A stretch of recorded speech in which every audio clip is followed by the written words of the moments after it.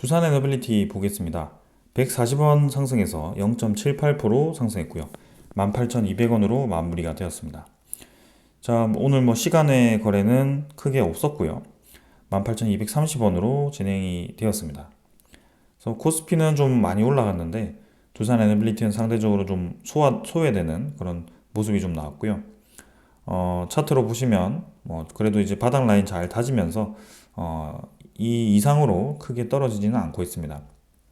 그래서 이평선들이 좀 갭을 메워주는 과정을 충분히 다 만들었는데요. 아무래도 이제 한 방이 좀 필요하다라고 계속 말씀드리죠. 그래서 그 전까지는 크게 지금은 움직임이 없을 가능성이 있다. 그래서 제가 기대하는 것은 다음 주에 이제 안덕근 산업부 장관이 미국에 방문을 해서 어느 이제 결실을 좀 가져와야 되지 않겠나라는 생각도 좀 있고, 이제 3월 달에 있을 체코와의 본계약에 앞서서 웨스팅하우스와의 그런 지재권 해소 이 소식이 분명히 좀 들려와야 된다. 그래서 그 소식이 들려온다면 이 상황을 좀 반전시킬 수 있을 것 같은데요. 그게 좀 지속이 좀 어렵게 계속 진행이 되면서 증시가 혹여라도 다시 좀 꺾이게 된다면 두산 에너빌리티는 추가적인 하락이 충분히 가능할 수도 있다. 그래서 양방성이 있기 때문에 좀 그러한 부분들은 우리가 생각하면서 진행을 해야 된다라는 말씀을 드립니다. 일별 거래는 여전히 부족합니다. 450만 주고요. 네, 전날 거래량도 300만 주 수준. 그래서 이틀 동안 650원 올랐지만 사실상 이렇게 상승 하락을 계속 반복하는 움직임이 지속되고 있기 때문에 18,000원 찍고 또 떨어졌다가 18,000원 찍고 지금 이제 떨어졌다가 이거를 반복을 하고 있습니다. 그래서 지금 크게 거래량이 증가하지 않으면서 올라간 이 상승분은 분명히 이제 다시 떨어질 수 있는, 쉽게 떨어질 수 있는 부분이기 때문에 아까 말씀드린 그 포인트들이 좀 두산 에너빌리티를 움직여야 됩니다. 투자 수급은 지금 외국인 투자자가 44만 주를 매도를 했고요. 기관 투자자는 44만 주 매수를 했는데, 그래도 금융 투자 제외하고 연기금 투자자가 좀 많은 매수를 했습니다. 투신도 그렇고요. 연기금 투자자가 다시 두산 에너빌리티에 매수를 이어가고 있다는 것은 그래도 좋은 움직임인 것 같고요. 외국인 투자자가 이제 움직임을 어떻게 보이는지 한번 보겠습니다. 사실 오늘 장중에 외국인 투자자 골드만삭스가 한 100만 주 가까이를 매도를 했거든요. 그래서 이 매도가 일회성의 매도일 것이냐, 아니면 올해 이제 들어와서 두산 에너빌리티를 좀 지속적으로 매도를 할 것이냐, 네, 그런 것들을 좀 주시를 할 필요가 있겠습니다. 그 다음에 이제 공매도 잔고도 한번 살펴보도록 하겠습니다. 잔고는 100만 주 정도고요. 네, 거의 비슷하게 진행 중입니다. 그래서 올해는 큰 변화 없이 공매도 잔고 계속 유지되고 있고요. 큰 변화 없다면 계속 가볍게 보겠습니다. 그 다음은 대차 잔고도 한번 보겠습니다. 대차 잔고는 오늘 큰 변화 없었던 것 같고요. 네, 상위 종목에 오늘 이제 위치를 했는데 36만 주 정도 좀 차감이 되어서 1240만 주로 잔고가 형성이 되었습니다. 잔고는 저 정도 수준에서 계속 유지를 하는 것 같습니다. 거래원은 아까 확인했듯이 골드만삭스가 좀 많은 매도를 했고요. 메릴린치가 반대로 이제 매수가 들어왔는데 일단 좀 더 보겠습니다. 그래서 특히 골드만삭스는 이 두 달 동안의 매수 상위에 위치했던 수급이었기 때문에 오늘 이제 이 매도가 만약에 이제 지속적인 매도로 전환이 되었을 경우에는 상당 부분 이제 물량이 나올 수도 있거든요. 그래서 외국인 투자자에 대한 움직임을 좀 더 집중적으로 한번 보겠습니다. 그래서 물량을 계속 모아가는 입장에서 이렇게 한 100만 주씩을 하루에 매도한 것은 조금 애매하긴 하거든요. 그래서 한번 보겠습니다. 상세를 보시면 44만 주 매도해서 68만 주까지 매도가 좀 더 늘었고요.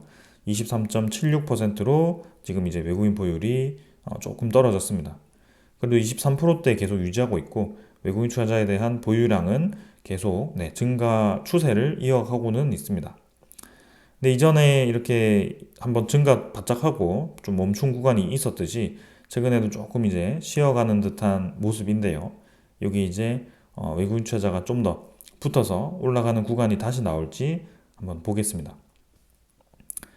그 다음에 이제 뭐 특별하게 더 기술적인 부분은 없는 것 같고요. 바로 이제 종목에 대한 소식들을 좀 전달 드리도록 하겠습니다. 자, 먼저 전해드릴 소식입니다. 자, 그래서 아무래도 2025년에는 우리나라 기업들이 이 SMR에 대한 선점을 좀 경쟁한다라는 이 발표를 좀 많이 했고요. 두산그룹은 신년사를 통해서 핵심 사업으로 SMR을 꼽았고, 현대건설은 올해 초부터 미국의 펠리세이즈 SMR을 착공을 하게 되고요. 삼성물산도 루마니아와 스웨덴 등 유럽 시장을 정조준합니다. 그래서 우리나라 이 많은 기업들이 지금 해외에 각각의 국가들의 SMR 건설과 이 기자재 납품을 좀 막고 있는 상황이고, 그것이 이제 결국에는 이 트럼프가 어떻게 반응을 하는지가 상당히 중요하다라고 말씀을 드리고 있습니다. 트럼프가 취임식을 1월 20일에 하게 될 텐데, 그 1월 20일에 어떤 발언을 할지, 오히려 이제 이 신재생 에너지가 다시 꺾일지, 조선 바이오가 웃으면서 진행될지, 그런 것들을 좀 보겠습니다. 신재생 에너지는 사실 우려라고는 했지만, 최근에 이제 어제 테슬라의 ESS 판매량이 급증을 하면서 또 오늘 우리나라 코스피에서는 신재생 에너지 관련주들이 좀 많이 올라갔거든요. 일단 뭐 신재생 에너지든 원전 에너지든 최근에 이제 급속도로 증가하는 전력에 대한 수요를 감당하기 위해서는 분명히 모든 에너지원이 필요하다라는 것입니다. 그래서 신재생 에너지에 대한 이 불안정성을 원전 에너지가, 특히 SMR이 또 이제 보완할 수 있는 그런 부분이 있기 때문에 상충할 수 있는 에너지원들이다. 그래서 둘 다 우리가 주목을 해야 된다. 그리고 미국의 최대 원전 기업인 이 콘스탈레이션 에너지는 미국 정부와 지금 이제 10억 달러 전력 공급을 계약했다고 합니다. 그래서 역대 최대 규모라고 하고요. 최근 미국 최대 원자력 전력 기업이 원자력 발전소를 통해 미국 정부에 전기를 공급하는 계약을 맺었다. 그래서 콘스탈레이션 에너지가 미국 총무청과 10억 달러, 1조 5천억 규모 원전 기반 전력 공급 계약을 체결했고요.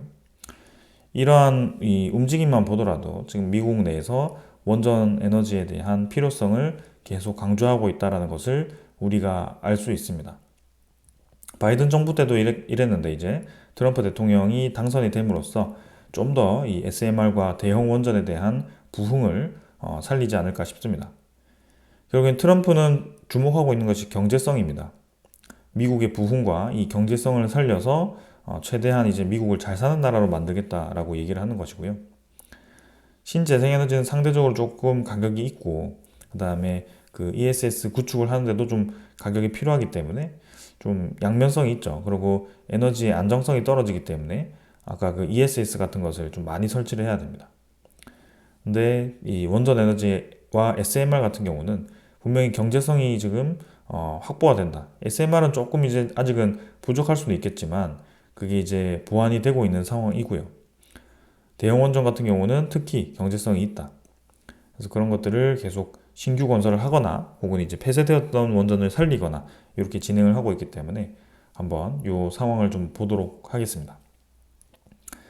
그래서 이게 AI가 부흥이 계속 되는 이상은 이 기조가 계속 이어질 것 같고요. 이번 달에 이 트럼프에 대한 이 에너지 정책에 대한 방향을 좀 보면 우리가 알 수 있을 것 같습니다. 국내 시장은 계속해서 흔들리고 있습니다. 지금 국회에서 아직도 정기본이 지금 통과가 되지 못하고 있고요. 여야 간사가 정기본 보고 일정을 아직 협의를 못했다라고 합니다. 야당에서는 계속 재생에너지를 확대해야 된다라는 얘기를 하고 있고, 이대로는 지금 정기본 보고를 못 받는다. 그래서 아리백이 지금 포함이 되지 않아서 아직도 보고를 못하게 하고 있습니다. 그럼 도대체 어떻게 보고가 되길래 아리백이 통과가 되지 못한다라고 얘기를 하는가? 2030년 기준 우리나라의 신재생에너지 비중이 21.6%, 2038년 신재생에너지 비중이 32.9%입니다. 독일 같은 경우는 재생에너지에 대한 비중이 분명히 높은데요. 이 신재생에너지만 계속 얘기를 하는 게 아닙니다. 뭐 수력에너지도 포함이 되고요. 재생에너지에 그런 것들을 포함시켜서 진행할 수 있다. 그래서 지금 우리나라가 주목해야 될 것은 타국 대비해서 신재생 에너지에 대한 비중이 낮아서 빠르게 급속도로 늘리지만 지금 이제 석탄 에너지를 지금 과도하게 낮추고 있다. 그래서 일본 같은 경우는 석탄 에너지를 오히려 높게 유지하면서 재생에너지를 빠르게 늘리고 있기 때문에 그 경제성에 대해서 다시 생각해 봐야 되지 않겠나라는 생각입니다. 유럽 같은 경우는 석탄 에너지를 극도로 줄이고 재생에너지를 극도로 늘린 국가들이 최근에 이제 경제성이 떨어짐으로써 특히 독일과 같은 경우에는 전력에 대한 수급난이 예상이 되고 있고요. 그래서 옆 나라인 스웨덴에서 전기를 사오고 있는데 그게 상당히 지금 스웨덴에서도 불만인 겁니다. 그래서 원전에 대한 부활을 계속 외치고 있는 상황이고요. 영국 같은 것도 이 원전을 기저에너지원으로 계속 사용을 하려고 하는 그런 이 추세가 좀 보입니다. 그래서 31%, 35%까지 계속 유지를 하면서 나머지 이제 석탄을 좀 줄이면서 지금 신재생에너지 32.9%까지 늘리는 거, 전 충분히 높은 도전이라고 생각을 합니다. 그래서 우리나라의 특성을 좀 생각해야 된다. 우리나라의 이 인구 대비해서 사용하는 전력량이 굉장히 높다라는 거, 그리고 우리나라의 산업 시스템이 제조업 위주라는 거, 특히 전기를 많이 소모하는 철강 산업, 그 다음에 화학 이 제조 산업, 그 다음에 디스플레이 반도체 혹은 이제 자동차 산업들이 많이 이제 이 공장 운영하는데 전기가 들어가기 때문에 분명히 전기에 대한 경제성을 따져야 된다.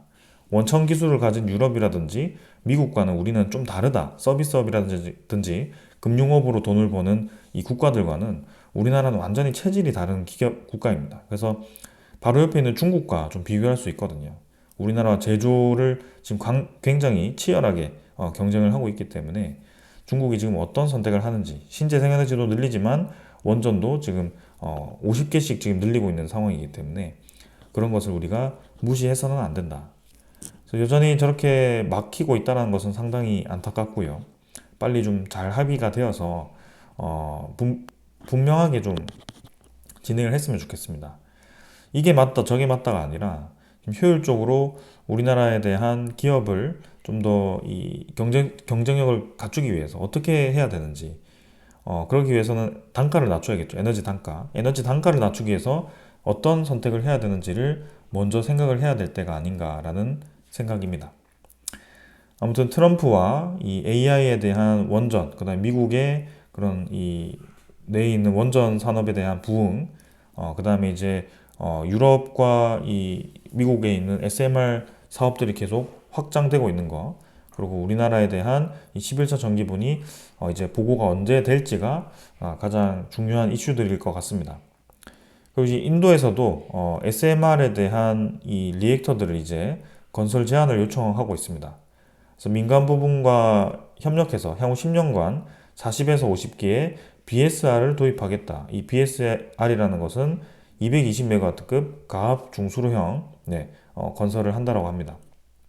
그래서 이거를 인도 재무장관이 2024년에서 2025년 예산안에서 발표한 BSR 프로젝트의 일환으로 진행이 된다라고 하고요.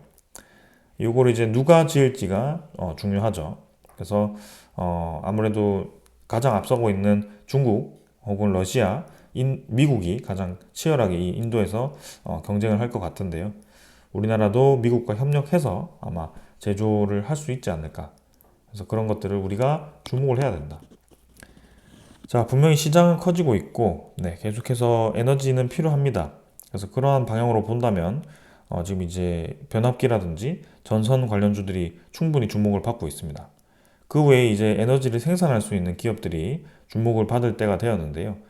계속해서 신재생에너지라든지 원전 에너지가 정치적으로 엮여가지고 좀 이제 하나는 죽고 하나는 살고 이런 식으로 좀 진행이 되고 있습니다. 근데 그렇게 접근할 것이 아니라 이제는 경제성을 어떻게 살릴 것인가, 그리고 앞으로 이제 탈탄소를 어떻게 만족시킬 것인가, 그런 것들을 좀 더 이 근본적으로 접근해야 될 때가 아닌가라는 생각이고, 그렇게 된다면 이 두산 에너빌리티도 충분히 어려운 시장에서 살아남을 수 있을 것 같습니다. 그래서 해상풍력과 LNG, 수소, 그다음에 원자력, 대형원전, SMR 모두 다 진행할 수 있기 때문에 한번 기대를 해볼 수 있을 것 같고요. 좀 더 상황을 지켜보겠습니다. 자, 오늘 여기까지 하고 마무리하겠습니다. 감사합니다.